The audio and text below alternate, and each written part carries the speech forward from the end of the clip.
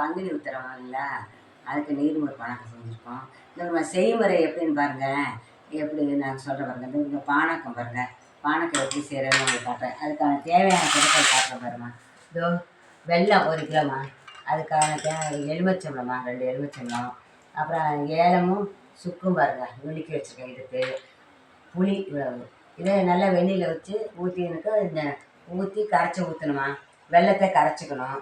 அப்புறம் இந்த எலுமிச்சம்பழம் புளிஞ்சு விட்டுட்டேன். இந்த ஏலம் சுக்கும் போட்டுட்டேன். இந்த ஏற்கனவே இந்த பிறகு கொஞ்சம் நேரத்துக்கு முன்னாடியே ஊற வச்சுட்டோமா அந்த 1 கிலோ வெல்லத்தையும் நுணுக்கி போட்டு. அப்போ வந்து கொஞ்சோண்டு உப்பு அதில் போட்டு இங்கே பாருங்களேன் பானக்கம் ரெடி ஆகிடுச்சு. இதான் பானக்கம் செய்முறை எப்படின்னு பார்த்துக்கங்க. 1 கிலோ வெல்லம், 2 எலுமிச்சம்பழம், சுக்கு, ஏலக்காய், புளி இதெல்லாமே நம்ம வந்து இதில் சேர்த்துட்டோம். இதை நுணுக்கி போட்டு தண்ணி ஊற்றி ஊற வச்சு சேர்த்தாச்சு. புளியை கரைச்சி ஊற்றியாச்சு.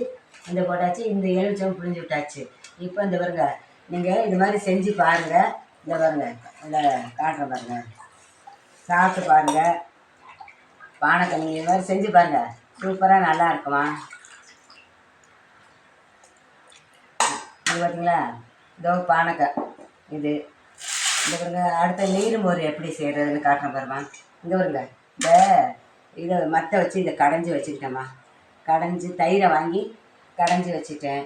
அதுக்கப்புறம் இந்த பாருங்க அதுக்கும் பாருங்களேன் கொஞ்சோண்டு நாராயணா அந்த 2 பச்சை மிளகாயும் இஞ்சியும் கொஞ்சோண்டு வச்சு அரைச்சி இங்கே பாருங்க இதில் சேர்த்துட்டு இதில் கொஞ்சம் 1 எலுமிச்சம்பழமா, எனக்கு சும்மா 1 எலுமிச்சம்பழம் நீங்கள் ஊற்றிக்கோங்க.